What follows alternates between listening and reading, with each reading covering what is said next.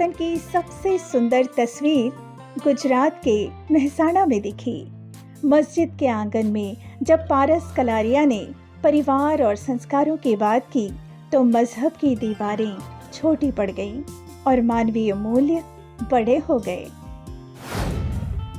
આપણે કોઈ પણ પ્રકારના ધર્મ, પંથ, સંપ્રદાય, ઇઝમને વચ્ચે લાવ્યા વિના નિરક્ષીર એઝ ઇટ ઇઝ સમજી શકીએ છીએ।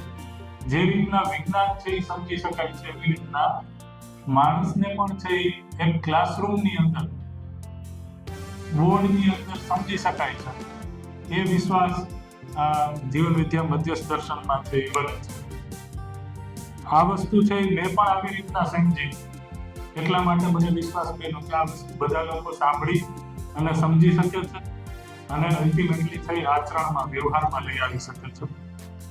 તો આટલી એક પૂર્વ ભૂમિકા સાથે અને તમે જે પણ આ એક તૈયારી અને ખુલ્લાપણું દર્શાવ્યું છે એ સાથે હું વાતને કરવાનું સ્ટાર્ટ કરીશ।